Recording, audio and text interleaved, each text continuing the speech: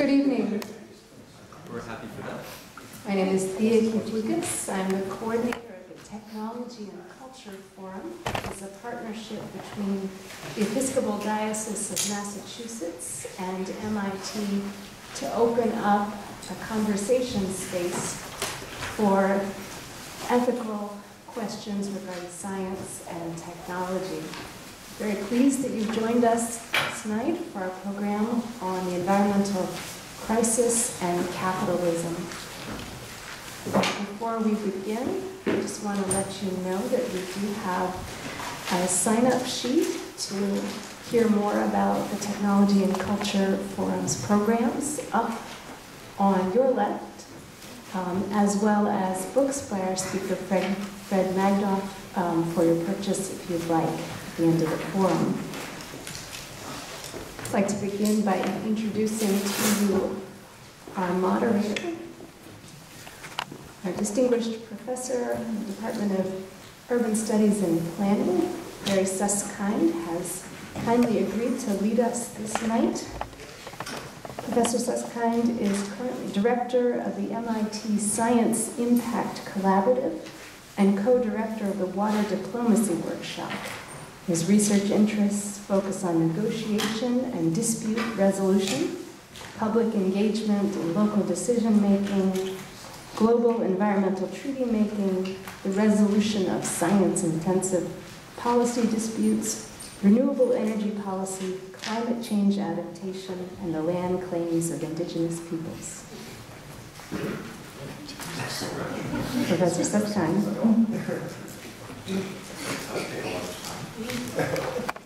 Thanks very much. Welcome, everybody. My responsibility here is to lead by following. So I'm going to introduce our two speakers and then turn to Professor Magdoff first, and he will make a presentation, and when he's completed his words, Daniel Fireside will present second. And then I might ask them a question or two, but mostly we want to provide an opportunity for all of you to respond or reply or comment as you see fit on the presentations that you hear. Fred Magdoff is Emeritus Professor of Plant and Soil Science at the University of Vermont.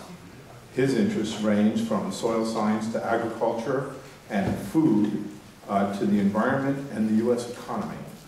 His science research was on ways to improve soil fertility, especially focusing on the critical role of soil organic matter. He oriented his agricultural outreach activities to explaining the application of ecological principles to food production. His most recent books are Agriculture and Food in Crisis, Conflict, Resistance, and Renewal, which was published in 2010, and What Every Environmentalist Needs to Know About Capitalism, with John Bellamy Foster, which was published in 2011. Recent articles include Global Resource Depletion, Is Population the Problem?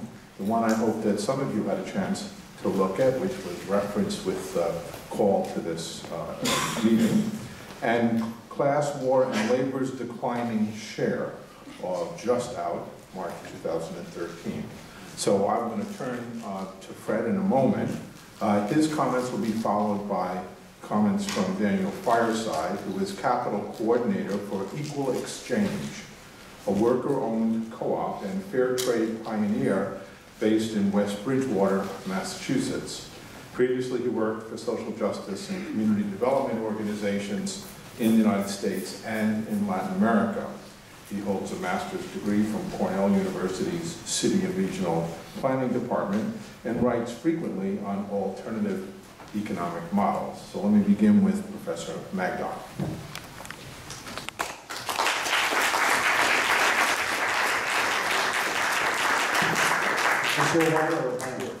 Okay, is someone going to adjust the volume on this to get it to reasonable? It's okay. It's okay? Okay, I just hear some reverberation. The topic that I would like to cover this evening is certainly would take more than a half hour to do justice to it. I'm supposed to speak for about a half hour. Well, we'll see what happens. I will do my best. I'd like to just start off by saying that human-induced environmental damage is nothing new. Certainly there are many examples from previous civilizations going way back in time of damage that's been done to the environment. And just a quote from Plato, what happened in ancient Greece. This is not a full quote, I'm just taking a piece of it just for time issue. What proof then can we offer that it, that is the land near Athens, is now a mere remnant of what it once was? You are left as with little islands, with something rather like the skeleton of a body wasted by disease. The rich, soft soil has all run away, leaving the land nothing but skin and bones. All the soil had eroded off the mountains and gone into the valleys. So we're talking well over 2,000 years ago, being actually recognized and talked about. Global climate change, in response to the elevated levels of atmospheric greenhouse gases, is probably the greatest environmental threat that to humans and their societies, as well as many other species, that we're facing. It's already caused havoc with increasing sea levels, water level, saltwater inundation, intrusion into part of the Mekong Delta has made some of the rice paddies unusable. Intensity of droughts and floods have increased. I think they're all aware of that. Agricultural production has been affected adversely in many parts of the world, and almost every day there are new reports of something involving climate change. And I just took a few examples. I don't have a huge number of slides, by the way, so don't panic when you see some PowerPoint slides here. This was just from last Friday. A record rise in CO2 emissions sounds climate change alarm.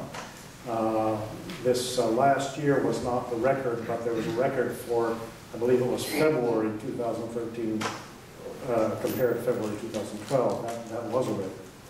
But not for the calendar year. Global temperature is the highest in 4,000 years. That's from last Thursday. That's based on an article that's in Science magazine. The current issue of Science, if I'm not mistaken, it would have been the one that came out on Friday. Study past decade, in study past decade ranks among the hottest. A Wall Street Journal article also based on research that was recently published. The record, the drought that we had in the Midwest, the droughts and the heat that they had in Russia just a couple of years ago, the tremendous heat wave that occurred in Western Europe in the early parts of the 2000, I'm trying to remember what year, it was 2003 or 2004, that killed literally tens of thousands of people in Western Europe. These are believed to be part of the story of global climate change. So the ecological crisis is really not just one crisis, though, that we're facing. There are really many crises that are facing the planet, which just a number of others, this is not an exhaustive list, is the acidification of the oceans, which is related to CO2 in the atmosphere. More CO2 dissolves in the oceans, and they become more acid. The dead zones, so-called dead zones, the anoxic layers of the ocean, just at the mouths of many of the rivers in Europe, the mouth of the Mississippi River, etc. Our food is polluted with many pesticides. If anyone wants to get shocked, by what they're eating, I just read, I believe it's an annual publication of Food and Drug, where they publish the actual concentrations of pesticides and the pesticides that are detected in produce from just American supermarkets. And you can see that, frozen foods as well as fresh, and almost all of them are contaminated, some much worse than others. We are contaminated with the pesticides and also many, many different organic chemicals. BPA, for example, it's almost, I think, 93% of the American population have BPA in them, detectable levels. I don't know what the other 7% are doing, but somehow they're not touching plastic. They're not touching the receipts that you get from your credit cards. They're They're living up in the mountains somewhere, I would assume. It's very difficult. Hairsprays, cosmetics, have phthalates in them. There are other contaminants, PBEs, PFCs. Many of these have been linked to health problems that people have, and these are in common items that we use every day, like non-stick pans, PFCs, flame retardants are used in textiles, plastics, wire insulation, etc. And we have these in us or their byproducts, by the way, their breakdown products. So there are many, many different aspects to the environmental crisis, but still probably climate change is the most critical. So many explanations have been given for the accelerated damage to the earth and our life support systems, and then they have come up with what we do about them. There's a group of people, not insubstantial in number, who believe there are just too many people in the world, and we've got to drastically decrease that number. That's the answer to the world's environmental problems. Human nature, well, we're just too darn greedy, and it's just part of human nature. There actually isn't anything we can do about it, because that's the way we are. We're ignorant, we don't respect life, and we're just going to ruin things. There's nothing to do, obviously. There are some who believe we have a perpetual growth philosophy, that somehow we need a non-growth philosophy. Somehow there's a philosophic idea that we have grabbed onto. And because of that, we are growing and growing and growing, and because of this growth, we're causing all these problems, and we need a new philosophy. There's some who believe that industrial society is the problem. You just got to get rid of industry. You've got to go back to, being a hunting and gathering society. Obviously, that would necessitate a significant decrease in the population. There are also some who believe that the externalities, these are what the economists call them, of capitalism, the externalities of the system are really the problem. We should use market-based approaches to deal with these externalities. The externalities are byproducts that you don't expect to occur. You're not doing it. It's not, first off, you don't think about it when you're doing it, and you're not forced to pay for it. And that includes extra CO2 going into the atmosphere. It includes these plastics that contain all these contaminants that will also cause damage to people. These are so-called externalities. And that the externalities are the problem, and somehow we've got to get industry to take care of their own externalities or to force them to pay in some way or another. And there are different ways to do this, tradable carbon credits, there are various offset schemes. I don't know, has anyone here seen cheapneutral.com?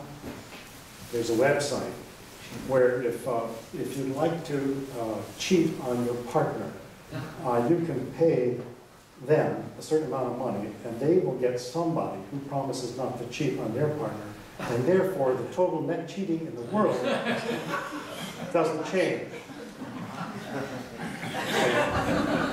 So that's like a carbon, carbon offset. I'm going to go fly in this airplane, and I'm going to pay somebody to plant a tree.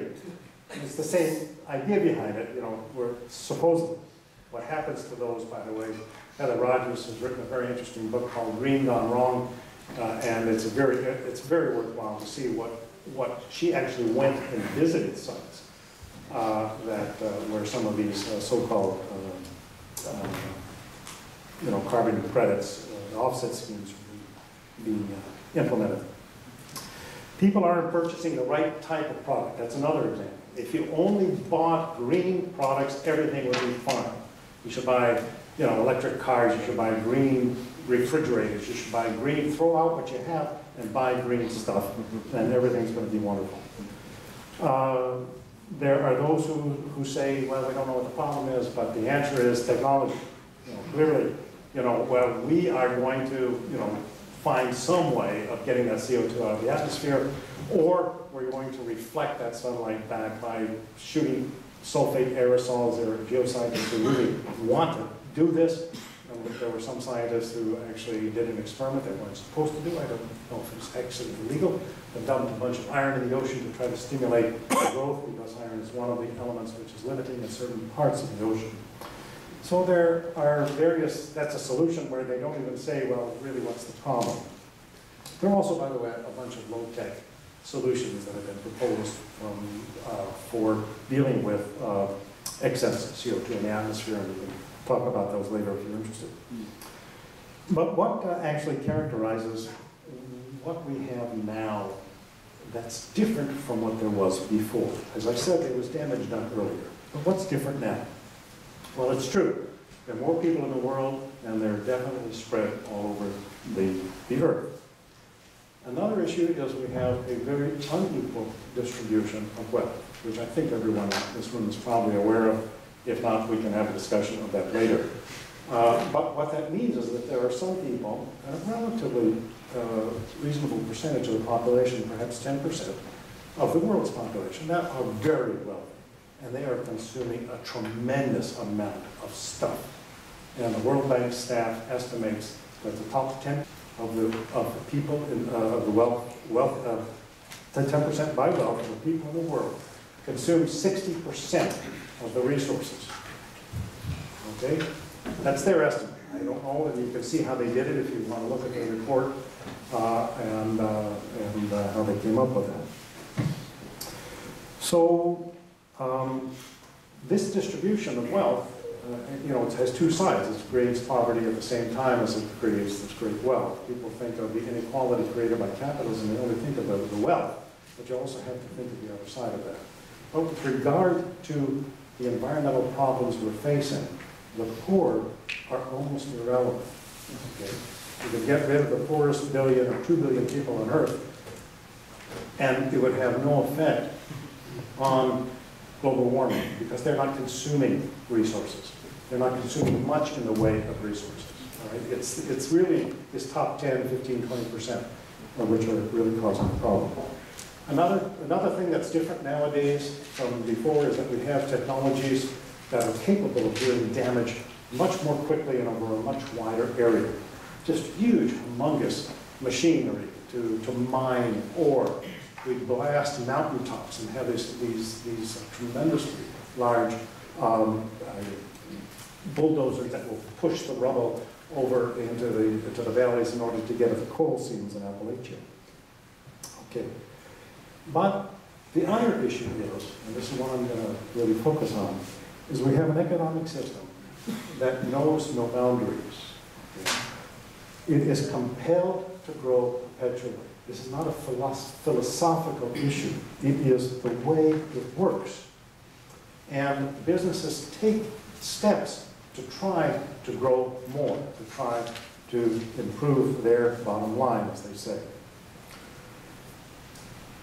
This does not, of course, it doesn't pay attention to their externalities. But the way the system normally functions, it has to grow. And that's what I'm going to get into in a second. Okay, so there are many of these examples of externalities that I mentioned, and as David Harvey has said, if capital was forced to pay for all of the externalities that we have in our human as well as environmental externalities caused by this economic system, it would go bankrupt because they are so severe. Right? But what I'd like to get to is what I think of as sort of the Achilles heel of capitalism with regard to the environment. There are many other issues, and I've mentioned them very briefly, but I want to get to what I see as the heart of the issue. And the heart of the issue, to me, is that we have a system which, in order to be healthy, has to grow. Okay, and I'm going to talk about that. Okay, it has to continue to grow. This year, next year, the year after, 10 years down the line, 20 years down the line, etc. And this is something which disturbs many environmentalists, by the way. And the Limits to Growth, which was published in the 1970s by Bellamy and her co-authors, really focused in on this issue, that you can't have perpetual growth on a finite planet. Right? You can't have infinite growth on a finite planet. It's just not possible.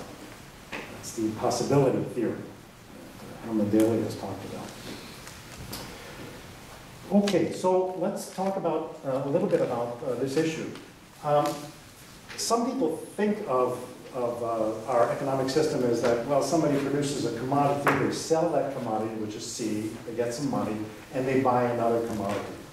In a way, this is really how CSA, people know about community-supported agriculture farms, how they operate. Or maybe your local plumber or electrician. They produce something, they sell it to people, they get money, and then they buy what they need to live on. Okay, and that is really sort of a simple exchange system, if you will. But this is very much different from capitalism, although it operates in a capitalist system. Okay, so in a capitalist production, you're starting with capital, you're starting with money, okay? And you produce some product, this could be a service or some good, and then you want to sell it to somebody for more money, that's the M prime, than you started with, right? This is why people go into business. This is why they invest money. If they were just going to end up with M, what's the point of it?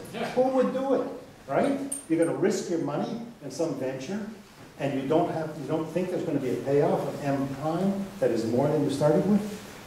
Well, then what's the next step? Well, the next step is you take some of that, you use it for consumption for yourself if you're wealthy, and then you invest the rest, and you end up with M double prime. Then what happens after that? You end up with M triple prime. There is no end to this. There is no such thing as enough. Okay? This economic system and people within it and the way they think, there is no such thing as enough. Of course, that doesn't mean everybody.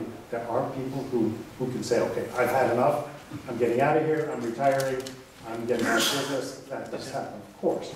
But the way the system functions, it's logical, is that. So there's that side of it. There's the other side also that you are in competition against somebody else. So that forces you to try to get larger market share, or as they now talk about in the food industry, stomach share. that I'll show you from an article in the Times. I'll show you that in a second. And you've got to, this is all part of the competitive process of capitalism, right? Competition is good. Competition is fostered by the system, and competition breeds growth. You're trying to grow faster than somebody else. You're going to try to outcompete them. You're going to try to either put them out of business or maybe buy them up, which is another way of operating. And then you get larger and larger units of production, and you have now a situation where the 500 largest companies in the world have revenues in the range of 35 to 40% of the total world income. Goes to 500 companies.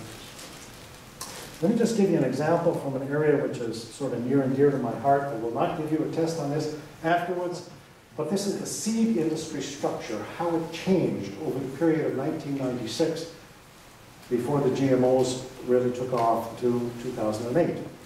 And you can see the three big ones are Monsanto, Syngenta, DuPont. These were all chemical companies, of course, that produced pesticides. And they bought up the seed companies. And all the blue things that you see there, and I'll just expand this for you, for Monsanto, whoops, pushed the wrong one, just to give you a larger, you can see the companies that were bought up by Monsanto. Okay, just to give you some idea of what happened. All I did was blow that up. So you have a situation now where 6 corporations, Syngenta, Bayer, BASF, Dow, Monsanto, and DuPont, control 60% of the global commercial seeds and 76% of agrochemicals. The same 6 companies account for at least 76% of all private sector research and development in these 2 sectors. So it's true you have competition, and they're growing, and they're trying to outcompete. They're trying to sell more next year. They're going into new markets, into Latin America, into Africa now, and to try to expand their bottom line. They're trying to increase their M at the end of the book. Excuse me, I got ahead of myself. So capitalism has, and by the way, even niches sometimes get taken over. Like organic agriculture was once very much a niche market. And it was a niche, the producers were niche producers. And they were small scale farmers. And now what you have is the agricultural industry, the organic agricultural industry is developed so that you have large scale producers, in California especially, and some other places as well, large scale distribution of these large scale producers, if you will. The smaller scale producers now are trying to push the local more than, at least in Vermont especially, trying to push their local producers more than their organic producers, and trying to get people to buy from them on that basis more than on the basis of organic. One thing that's also to think about with regard to capitalism is that human beings have within us, all sorts of characteristics that are possible, from the most altruistic, cooperative, sharing, empathy, altruism, to individualism, competition, greed, selfishness, exploitation of others, consumerism, or a potential for consumerism. And if capitalism, in essence, brings out the worst in us, because you need those types of characteristics in order to be able to survive in the system. In other words, you need to be able to have a competitive juices flowing if you're going to be in business. If you don't, if you're just Mr. or Ms. Nice Guy, and you're going to let the competition roll over you, you're going to be finished. So there are certain characteristics which are emphasized and brought up and brought out in your system, and other characteristics which are suppressed. One of the ways that the companies, of course, try to get you to buy is they will try to use what Schumpeter called elaborate psychotechniques of advertising. Some 10% of the US economy is devoted towards convincing people to buy more stuff. Now that's not just advertising, of my razor's got 5 blades and your razor's only got 4 blades, or I don't know, about the competition in the diaper industry, or the designer disposable diapers. What makes a designer? It's just the pattern that they print on it. Let me read you something from, just an excerpt from an article in the Journal of Retailing in 1955. This is Victor Lebeau.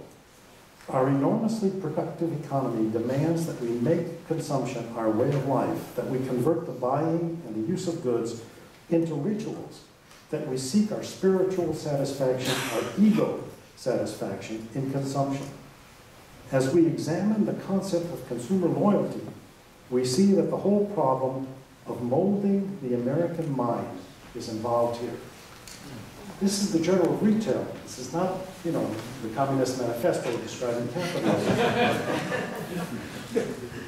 There was a well-known aphorism or saying from Vermont, and I think it was probably all over the country during the 1930s, use it up, wear it out, make it do, or do without. Okay? Well, what is that now? Don't use it up and wear it out. Discard it and buy a replacement because it's out of date, or because you can get a greener version. Don't make it do or do without. You deserve better, and it will make your life happier once you purchase it. It's turning you into a good consumer in this society. This is the cover of the New York Times from just the New York Times Magazine section from 4 weeks ago, it was February 20th, 24th, or something like that. And you can see I just blew up the words that describe this story about the fast food industry. Inside the hyper-engineered, savagely marketed addiction that should be creating battle for the American stomach share. That's where I got the term stomach share from, was that article. And basically, they have, this is the fellow who was in charge of research for Frito-Lay. I couldn't do much about it. I feel so sorry for the public. But the article describes, it's worth going back and looking at it. It's just a few weeks ago. You can access it easily online. And taking a look at it, because the lengths they go to and the science they make out of trying. I wouldn't say that this formula is exactly a correct formula. Salt plus fat squared divided by satisfying crunch times pleasing mouthfeel. But the point is, they have devised a way to get to a food designed to addict, and they've been very successful at it. Why? Are they trying to supposedly satisfy a consumer demand? No, they are creating a consumer demand, so-called consumer demand. So this is not, I mean, it's a horrible article. I mean, in what it describes. It's definitely worth taking a look at. Okay, so what are the implications of this? The implications of this is that the society is impelled to grow. It tries to grow. The capitalists try to grow. They try to get bigger next year than they were the year before. And they are always having problems doing so. And I just wanted to show you what happens. I figured I'm coming to MIT, I usually show this as a table, but I figured that, I don't know, students here, hopefully, I could actually present some data actually plotted out. So what you have on the vertical axis, on the y-axis, is the change in the unemployment rate. And on the x-axis is the change in the GDP, which is the gross domestic product. It's the way they measure the economy. So it would be all the goods and services produced for a given year. And so the change in the GDP from the previous year. And what you can see is that as the GDP, in other words, as the economy is growing more rapidly, the change in unemployment becomes negative, which means there's less and less unemployment. Everybody with me on this? I've got it a different way if you're interested. Whoops. Oh, I guess, yeah, oh, that pink that's on top, that shows you that's all situations where unemployment grew. Okay? Well, take a look at that. Even at 1% growth of GDP, you can have years where you have unemployment growing. So this is more unemployment going up, greater growth going to the right. And this is more or less where we are approximately now. The economy is growing somewhere around, on an annual basis, 2%. Last year, last quarter, much less than that. But let's say it's around 2%. So in some years, this is going back to 1949, so we're talking about well over 60 years here. In some years, the economy actually, when it was growing at that speed, the unemployment increased, some years it decreased, and that's happened in our time this last couple of years. By the way, the unemployment rate decreased last month, but one of the reasons that it did decrease was because about 140,000 people left the labor market. They stopped looking for work. They're no longer considered to be in the labor force, and they are therefore not unemployed by definition, which is a whole other issue which we can get into if anyone wants to. Okay, so the problem, so, let me see. Oh, yes. So what's the issue here? The issue is, now, take a look at this. This is what you have on the y-axis here, on the vertical axis, is years to doubling of the economy. And this is the average annual percent increase in GDP, which are the different bars, 1, 2, 3, 4, 5%. So at 2% rate of growth, which is not considered good, which is where we are now, the economy will double in about 31, 32 years. We're going to use up more or less, okay, it changes, I know the compensation changes somewhat, we're going to use up more or less double the resources that we're using up at this time, per year, okay? And if it would grow by 3%, it would be 20 some odd years for that to happen. And even at 1% rate of growth, which is terrible, in 71 years, 72 years, you would have a doubling of the economy. This is the problem. The economy is impelled to grow. It tries to grow. It does everything it can to grow. If it doesn't grow rapidly enough, many people are unemployed or they're underemployed. And if it grows at any rate that is significant, we increase and increase and increase our use of resources and our pollution of the air, water, soil, our own bodies, etc. It's a half an hour. Good. I'm almost done. So we come back to the impossibility theorem. Infinite growth on a finite planet is impossible. Okay? There's just so much copper. There's just so much whatever you're looking at if you're talking about non-renewable resources. What happens, of course, is that as the higher quality resources are used up, they go to lower quality ones, and there's usually more pollution associated with the use of those lower quality ores, or now, for example, the lower quality would be, an example would be the tar sands in Canada, where they, yes, absolutely, where it's terribly polluting. It's very costly also to extract. I mean, nothing compared to extracting oil in the Middle East, which is relatively close to the surface, and you just pump it out, and it's a pretty cheap stuff. Okay, so what I maintain really is that the ecological problems that we are faced with are really insoluble within a framework of the economic system that we have, as capitalism. There are things, I don't deny, there are things that can be done to make things better. We have cleaner rivers now than we used to have because of government regulations. We have the sewage treatment plants that we didn't have in the 1950s and the 1960s. We have somewhat cleaner air in the Northeast because of sulfur being taken out of the smokestacks from the electric generating plants in the Midwest, etc. But the basic problem still remains. The basic issues still remain.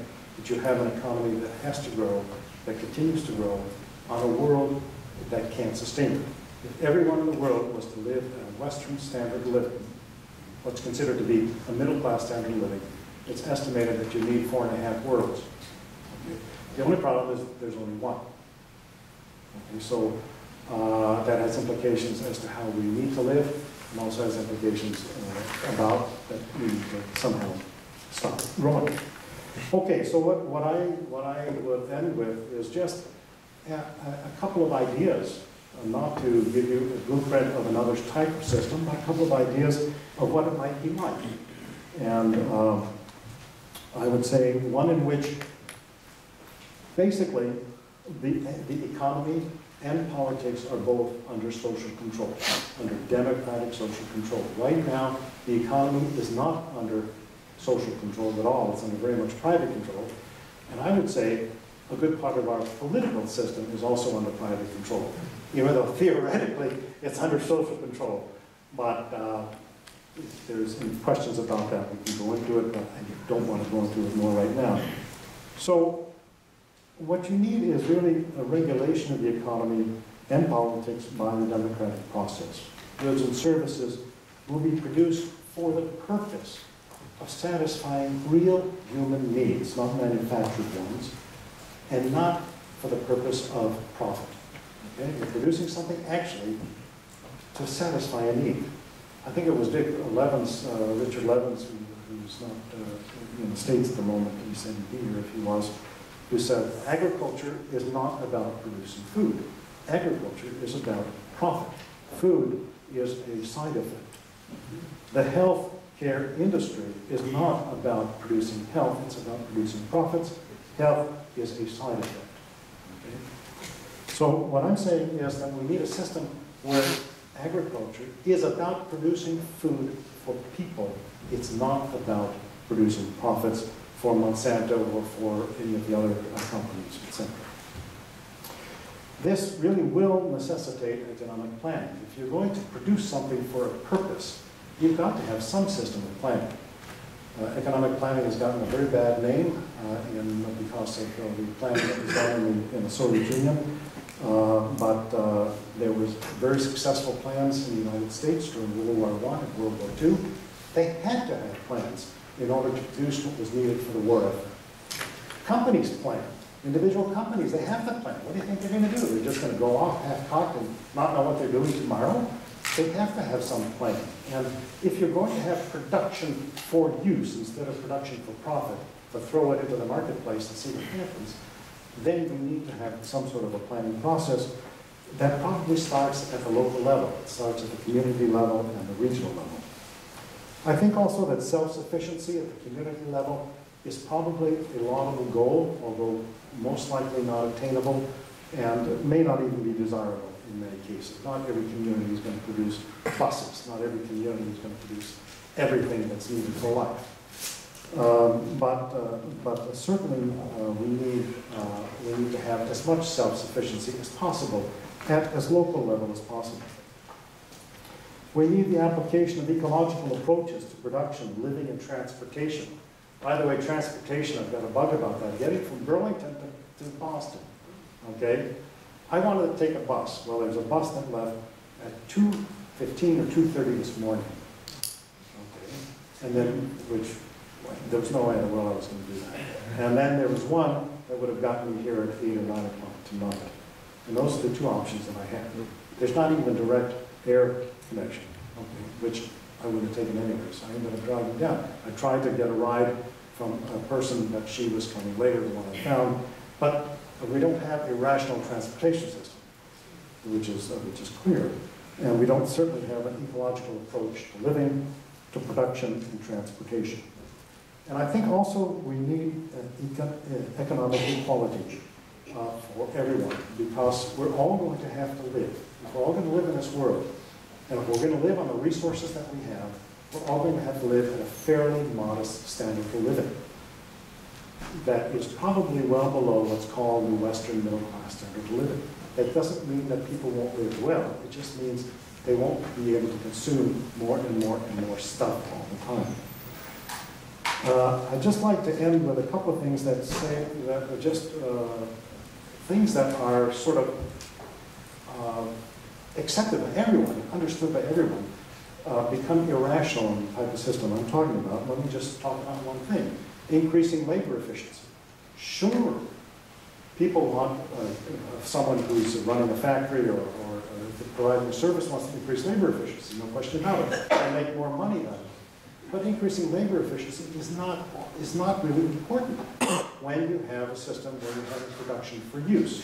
We actually could use a lot more farmers farming smaller scale, yet less labor efficient, right? The whole point of having 3,000, 4,000, 5,000 acre farms in the United States, not to mention the hundreds of thousands of acre farms in South America, is to produce more with fewer people. But we have many people who don't have jobs. We have many people who are employed in what I would consider non-productive work, which is 10% of the economy, which goes to the sales effort, is just one example of it. It's been estimated that up to half of the people employed are really not producing things that are really needed by people. And certainly the whole financial industry could evaporate fairly quickly, and we wouldn't lose much in the way of productivity, I would say, in the base of that sense, not in the capitalist sense. Okay, so what things that are rational in an irrational system become irrational when you have it in a rationalized system, a system in which things are done for a purpose, and the purpose is basically satisfying human needs while at the same time preserving the environment, which is a basic human need as well. Well, I could have gone on, I could have expanded, but I think my time is up. Thank you.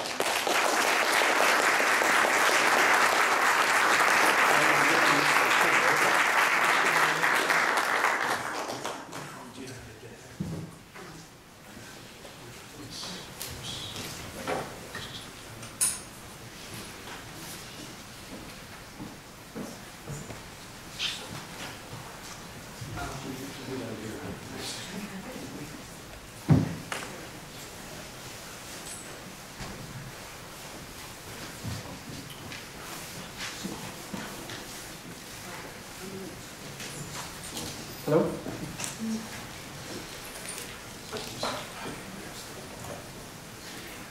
Thank you. This might seem an odd transition, coffee, from a capital coordinator, kind of a frightening title. But I think one way to think about why it makes sense to have my talk as part of this is this is sort of a real-world attempt at creating another kind of system with a very different set of logic than the conventional capitalist one, but within the existing system that we have. And it started, the original three founders, some of you may even know them, were locals. One of them actually got a degree in your department. And we're a national company, but with a local base. So I like to start with a couple of quotes too, that kind of highlight the conventional mindset. If you're starting a business or just thinking about the logic of capitalism, there's a lot of talk about socially responsible companies, and I think this ethos is still the predominant one. At the end of the day, if your wonderful social idea isn't about making more money, then that was a nice one, but please go away. If you can somehow work your wonderful social idea into a way to make more money, then we're all for it. And that's also what the original founders were faced with. They came from the food co-op movement, wanted a little more structure than they were finding in that, but still felt that there were a lot of important values. So another one that might be apocryphal, but Keynes should have said it if he didn't. Capitalism is the astonishing belief that the most wickedest of men will do the most wickedest of things for the good of everyone.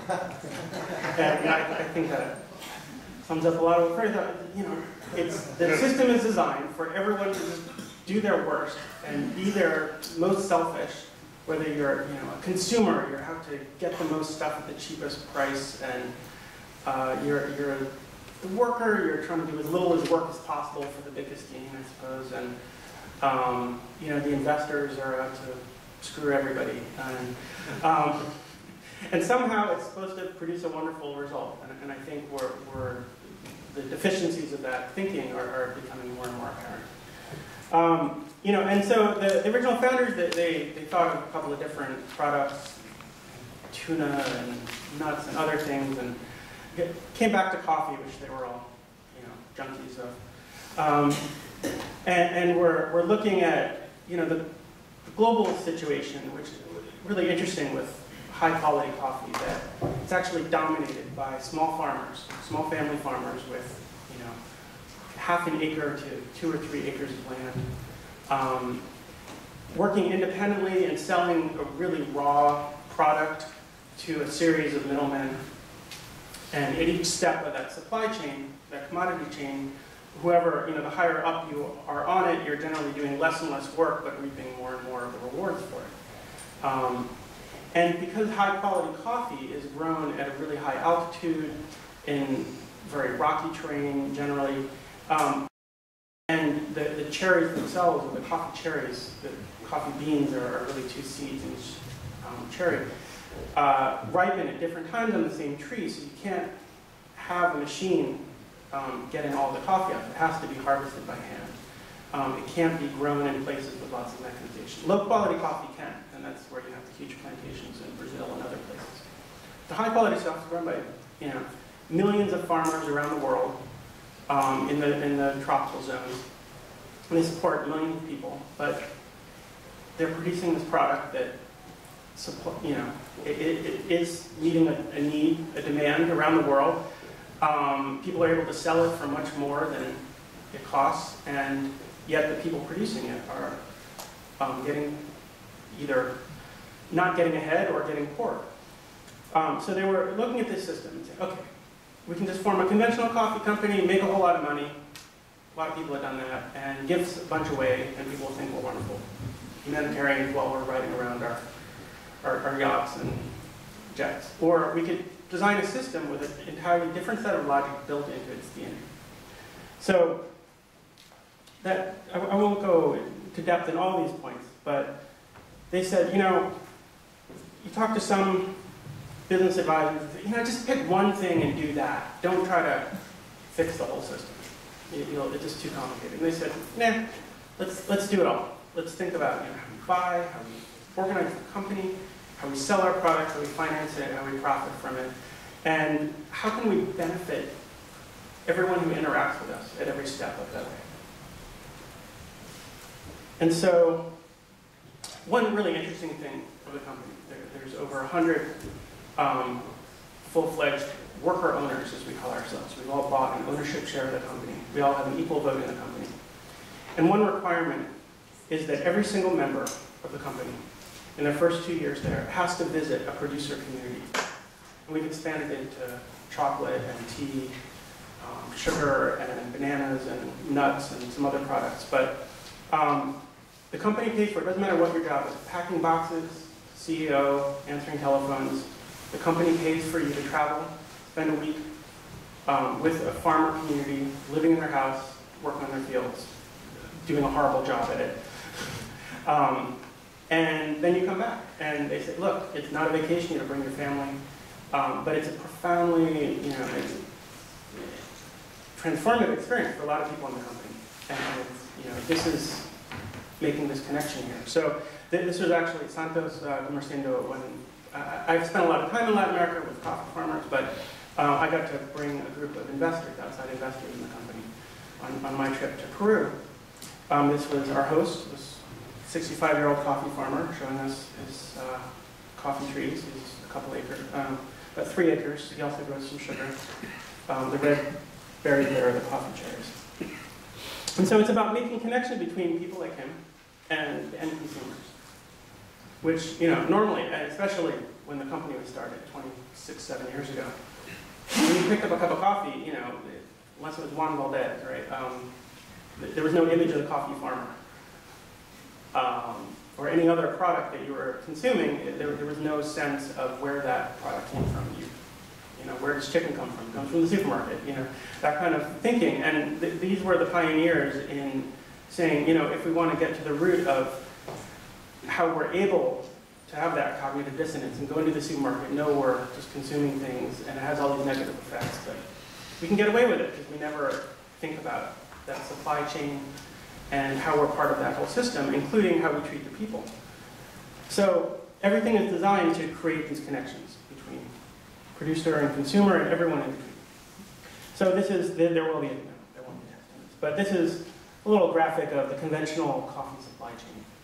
Farmers at the bottom, either individuals or on plantations, and just, the point is, lots of steps here. Involved, everyone taking out their cut, getting bigger and bigger as you get towards the top. So here's the fair trade system. Again, in a very simplified way. So small farmers, and they said, you know, it's just not enough to just have a charity model of, okay, we'll rip you off, but give you a little present at the end. But actually realizing that cooperatives, it wasn't just good for the workers here, but was a really powerful vehicle for ensuring that any higher prices were back to the farmer and they could climb up the supply chain. And then local co-ops joined together and formed regional co-ops, and they could actually, coffee farming is a rocket science and processing, but you need major investments in capital equipment. Getting to the roaster, getting to people who are selling it, not just supermarkets, and then off to the consumer. And so you've simplified that supply chain, first off, and you've cut out a lot of the middlemen so that you don't have to sell, you know, a cup of coffee for $20. It's a very different situation for bananas, where you can't have, you know, banana is the ultimate commodity, where even if you grow it organically, it's actually from the same, you know, genetic parent. But coffee, there's all sorts of specialty things you can do with it, and you can cut out all these middle steps, and if you can reorganize the system, everyone can benefit a lot more. So there's a whole host of benefits. We were the first company to introduce the concept of fair trade in food. It had been pioneered in Europe and some large cooperatives in Mexico. And it provides a host of benefits, not just a higher price. And I'll just focus on a couple of them. One is a higher price, but not just a high price in good times. This is cocoa, commodity cocoa price at the top. The bottom line is on the commodity exchanges. You see booms and busts. That the small farmer, off on their own in the fields of Dominican Republic or Ghana, has no control over and no understanding of. If they could, you can't react to these market forces that change by the second. You can't rip up your tree 1 year, because the price went down and plant soybeans and then switch to something else. But the people making all the money off of it can. So the idea was create a price floor that is sort of the fair price, more than sustainable price, for when the global commodity price plummets. But not create a ceiling, not just say, this is the price you're getting in good times or bad. Say, when the commodity price goes above that, we'll always pay you that price plus a premium on top of it. So we'll always be paying you above market, which is again a horrible economic, business model. But same thing for coffee. You can see crazy booms and busts, and those low points are absolutely below the cost of production. And by that, think of Santos there. That means below the cost of the food that he needs to feed his family. But your investment is the trees. You can't rip them up. So during some of these busts, when I was traveling around Guatemala back in 2002, farmers were losing money. But the price of coffee and consumers were paying didn't go down. So this was a way to protect that, and through the co-ops. Back to Santa, and when you think about access to markets, so price, getting a higher price, getting it to the farmers, protecting them from the troughs, and the wild speculation. Thinking about market access, what does that mean? Is it just getting a product to the supermarket shelf? Well, so he's up near the top of these mountains. There aren't a lot of roads. It knocked us out, and just climbing up there. And his little, 10-year-old granddaughter who was visiting on school vacation just was cracking up at how much trouble and panting we did climbing up. So this is the transportation. So the stacks of the coffee cherries. Another co-op in Peru. Each of these steps, the co-op is providing the trucks and helping, helping them achieve some economies of scale. But they bring them across rivers, and however, it's very simple technology. But again, if you're just doing subsistence agriculture and this is your cash crop, you're never going to be able to afford just even a few $1,000s to build these concrete tanks where you ferment the beans. And then the co-op. That when we bought the first container load of coffee at Sepi Cafe in northern Peru, there were about 150 farmer members. Now there's about 6,000. They're one of the largest exporters of coffee in the country, and they're all small farmer members. And they just bought this huge processing and distribution plant where they're able to pack container loads of coffee, grade them and sort them by quality, and ship them out across the world. They can do a container in about 14 hours. And I think it took about $8 million of investment that is astounding and impossible for small farmers not organized to be a part of, but with this they can. And again, there's even a market for bad coffee, but if you can separate out what you have, and this is from their machines, they're able to, this is the good stuff and the bad stuff. This was one of their quality control folks who we actually trained in our quality control lab and institute, and we helped set up their QC lab down there. They're packing, and they're able to achieve these economies of scale. one pallet load there, so a little less than that one, is about the output of a small family farm. And what's amazing is they're really democratically run cooperatives. Mostly men here. That all the co-ops that are part of the fair trade system have to have certain quotas of incorporating women, and not just secretaries, but in leadership roles as well. So again, it's not just enough to buy a cool product from some cool people, and that entire co-op there. All 6,000 farmers produce certified organic coffee, and I can talk about that a little bit. An individual farmer certification, which has some good and bad about it, and even the organic label isn't all it's cracked up to be. But there's a lot of really good to it, and it was a real challenge in the coffee industry to this clear cutting and pesticide and fertilizer intensive methods that were introduced in the 60s that increased production but depleted the soil and sort of got everyone, the soil and the farmers, hooked on this never-ending sort of drug supply. And when I was in Guatemala, you could see farmers applying pesticides on these little backpack equipment with complicated safety instructions written all over them they couldn't read, requiring all sorts of safety equipment that they didn't have, just spraying indiscriminately because they were told if you don't do this, some bugs will come in and destroy your crops and you'll all be homeless. So this was a way to shift that, but also guarantee them a higher price if they comply with these sets of procedures, but they have to get certified in order to do it, which is a big, complicated process. And you have to go off all of the chemical inputs for 3 years before you even get the certification. In that meantime, your yields go way down, and you're not getting a higher price.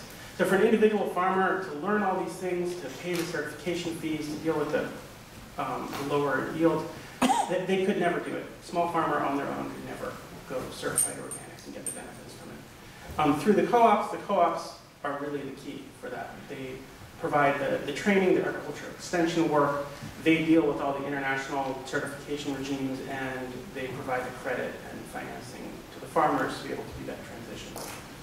And the farmers, they're like, God, we don't want to be poisoning our groundwater and our kids, but how can we get off this? So the co-ops are key to that. But if we were just a regular company, that irrational logic that every capitalist company is forced to confront would start forcing, you have to pay all the farmers that much. What if you just did 10% fair trade and really put it in big letters on your advertising, like a lot of companies do? And there's any wonderful idea, put a local sticker on, but put a map of the northeastern United States and say it's local. Whatever wonderful idea you have can be twisted around to reduce the costs and maximize sales. So how do we avoid that logic? And how do we avoid having an exploitative workplace that avoided that, but here we are. We're not going to have the revolution right away, and we still want to start a company. So, this is the conventional model.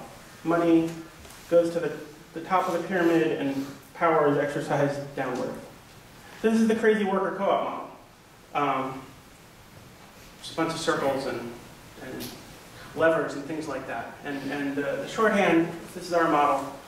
Everyone who works there, after you've been there for a year, you get voted into the co-op, you get congratulations, and here's your bill for about $3,500 that gets taken out of your paycheck over a couple of years. And that gives you one and only one ownership share, not available to the general public. That gives you two major rights. One is, three, the right to nominate and elect the board of directors. 6 of the 9 seats are held by the board. To vote on major policies of the company, the bylaws. And also the right to profit sharing. which is completely equal for every member of the co-op. The board has a supermajority of workers. We have 3 outside people to give us a little perspective, but 6 of the 9 workers. The law requires us to have a board, and they kind of do the things a normal board does, but including hiring and firing the executive director. And we have 2. And those are also worker owners. And we have fired one of our founders, even though he's still alive. And they hire the management, and they can fire the workers. It's not a guaranteed job for life, but it's a guarantee. As long as you're working there and putting in your labor, we have different salaries, but our labor gets an equal share of the profit and an equal vote. So if you just finance this, so this is, again, you have to have all the pieces at once. If you just finance this in the conventional way, you'd have conventional results. You know, those investors would say, you know, what if you just minimize that stuff, gave everyone a nice health plan and, you know, a nice trinket. Everyone will put you on the cover of a wonderful magazine, and you'll be celebrated everywhere. So, sorry, that's the wrong slide. Not the alternative capital. Okay. But that's where you go. Okay, I have this wonderful idea. I need a bunch of money to buy the coffee and set up the factory and all this stuff. So they realize if we just went to regular sources, so one way, you get our Class A stock, that's the workers, putting their money in. And this is our current share. It used to look a lot different. But that's how we got started. Profit is the retained earnings. The workers, you know, that board of directors says, yes, we're going to put a chunk of our profits back into the company. That's sort of the legacy, this trust for future generations, whether we're here or not. The class debt, first, you know, conventional banks didn't want to lend us any money, and now they're dying to, but again, they don't care if we're skinning cats or selling fair trade coffee, as long as we're making money and they can get their money back if things go south. So we have some conventional bank loans, but we're getting rid of those, and we have a lot of different kinds of debt, from Calvert Foundation, from faith communities that are sitting on piles of money, from individuals, and from even a CD program that we started at Wainwright Bank, now it's Eastern Bank, where people can put in money and back a loan that is made available to equal exchange. And then the really funky thing that I'm in charge of is this Class B stock, that way a lot of companies finance themselves to sell shares of the company. Well, we do that, but you're not buying an ownership share where you get to vote at the board of directors. In fact, it's a fixed price. There's no capital gains. We say there's a target dividend of 5%. Maybe we'll pay more, maybe we'll pay less. Maybe we'll not pay you anything, but don't expect to ever get rich, which is a weird sales pitch, right? Long term, you know, it takes 5 years for a coffee plant after you've planted it before it's in full bloom, and it can last for 20 or 30 years. Take care of it right. So similar time frame, minimum of 5 years. And you don't get to tell us how to run the company. The CD, I explained sort of a 3-year thing, and that's a funny thing. People are getting nothing, like a 0.4% annual return on that, but a $500 minimum. And people have put in almost $1 million,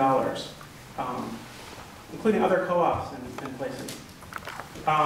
So it'll never work, but yet it has, and we've actually passed 50 million in sales.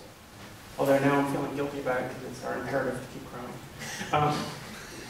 But our point of wanting to keep growing is because we think it's really cool and we want to do more of it. And we also want to prove that you can have a functioning business on a very different set of values. We've been profitable, you know, not amazingly so, but healthy enough. And with that little 5% return, which is a horrible idea, right? Slow and steady, and it's based on how we did the year before. It's not based on what we're going to be worth 20 years from now or 5 years from now. And it's actually, you know, been the smart move. I can't sell you any right now, even if you wanted it though. So I'm trying to talk other co-ops into doing things like this. Then we have limits on profit. And again, this is built into our bylaws and our corporate structure because we knew that, that little devil on your shoulder that's, just a little less good, but come on, everyone else is doing it. That eventually wins out with every wonderful, cool company you've ever heard of. So we have a 4-to-1 pay ratio. And usually the corporate ones you hear are highest to average. Because if you took the CEO to the secretary, it'd be 10 billion to 1. But ours is highest to lowest. Totally equal profit sharing. Modest dividends. And what we call the no sellout clause, the no exit clause. Everyone always asks me, what's your exit strategy? How are you going to flip the company and everyone's going to cash out? We actually, in our bylaws, it says, if Starbucks, Nestle, whoever dropped a check for, with too many zeros on it, and we were tempted to go off and buy our fair trade yachts, the bylaws say we would have to give away, we return any money investors put in. They give us 10 grand, we give it back, right back 10 grand, but all of the net assets of the company have to be donated to another company that works for fair trade. So it took away that temptation. We have no incentive to sell out. No one who ever works for the company ever thinks they're going to sell out. So there's no, oh, I'm losing out. No. We donate a chunk of money, but we don't even talk about it that much. Sort of like anyone can do that. And we actually pay our full taxes, which, again, tax bill is crazy. We pay more taxes than all the GM and everybody else. Starbucks. So, I guess the takeaway here, if you're going to have something different, it's not just enough to have good people trying to do the right thing. That what they found out was you need to structure the company, write the rules in. Whether it's government rules or your own company rules. But you write the rules of the game, and you can design a system that benefits everyone. So that's.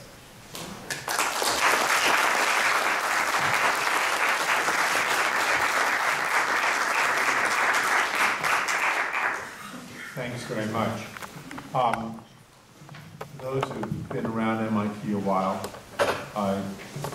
the reason this forum is still here, this is my 43rd year here, the forum's still here.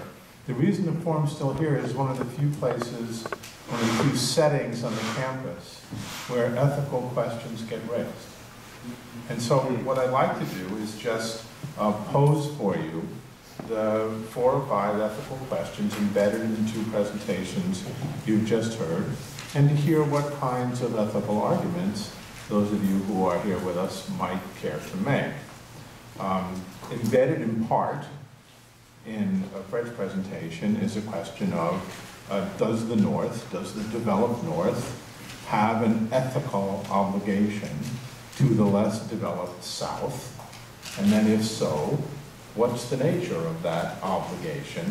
And we can talk about what system you want to put in place to implement it, but there's no point in doing that unless you can say that there's an obligation, what form it needs to take, and why. What's the argument that you would make with regard to that obligation? You could ask, again, embedded in both presentations, what obligation do owners have to workers, if any?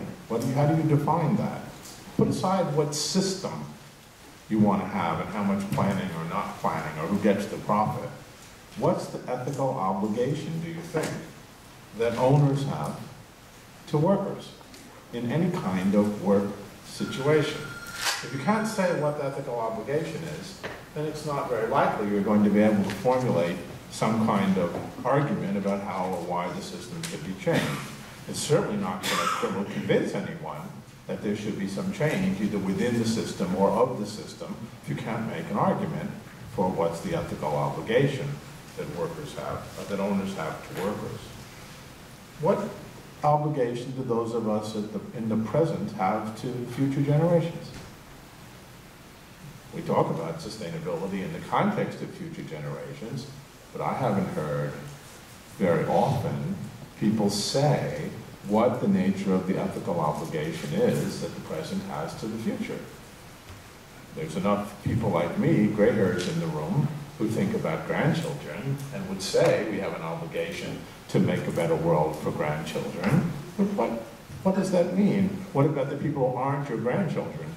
Do you have an obligation to future generations? If so, what's the form of that ethical obligation?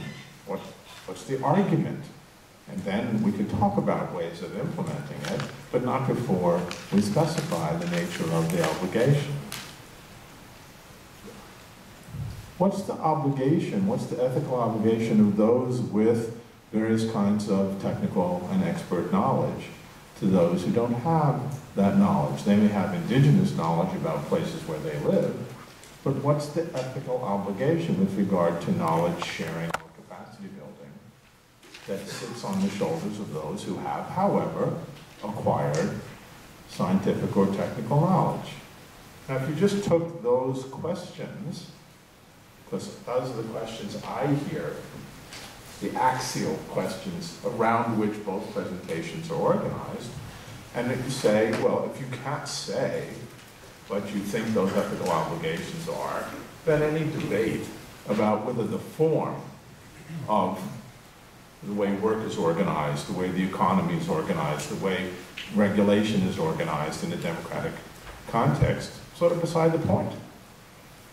I know it's very easy to shift into a discussion, especially in light of the presentation that Fred made, of, well, what are you talking about? What's the alternative to the capitalist system? What are the 5 steps for how we're going to get there?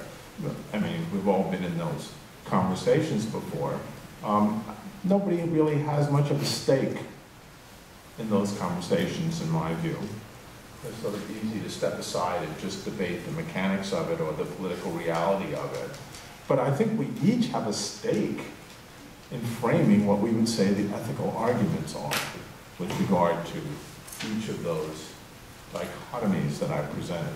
So let me leave it at that and see whether first either of my colleagues would care to talk about what they would say is the ethical basis for the either complaints they have about the current system or the design they have for the alternative system. What are the ethical obligations that you are highlighting? How do you make an argument with regard to one or more of those?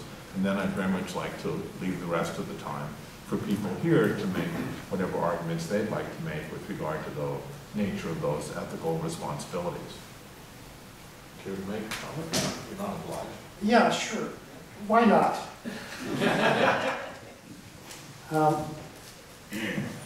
First, I think the basic of my argument is not an ethical argument. It's an argument based on the way I see the reality of the functioning of an economic system that is creating havoc for the world's ecology, the ecosystem.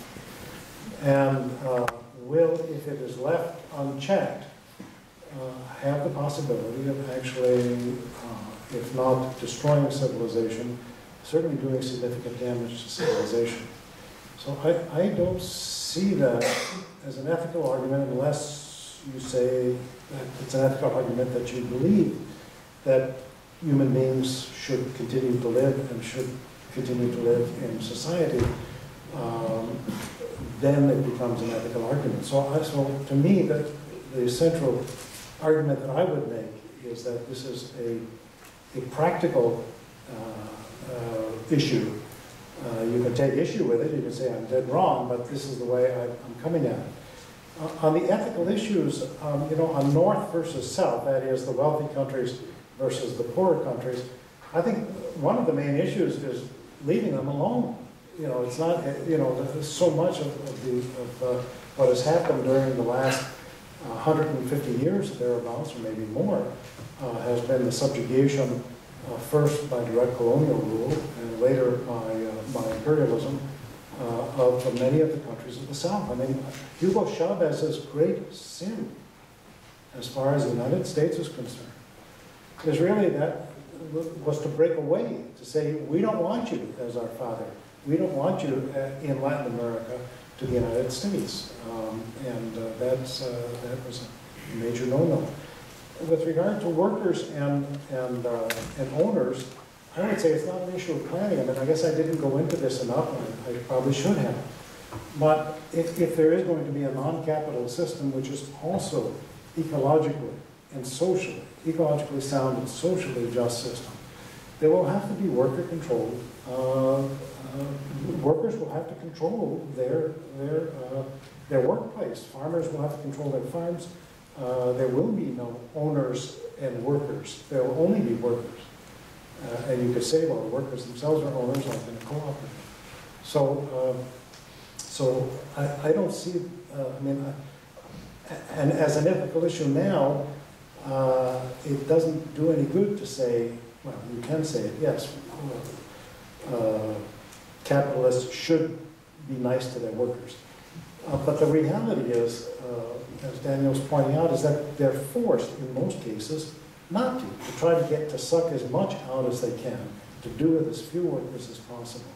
So anyway, I do see some ethical issues here, but I don't see the major thrust of my argument being an ethical one, unless, as I said, you take the continued existence of the human species in a civilized society to be an ethical one, and maybe it is.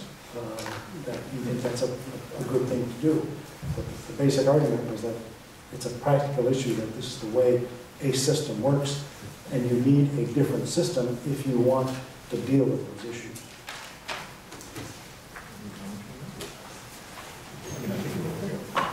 Yeah, I mean, usually my wife's a philosopher, so I usually philosophize into her. But I would probably say, at its heart, it's two things. One, the sort of relatively original position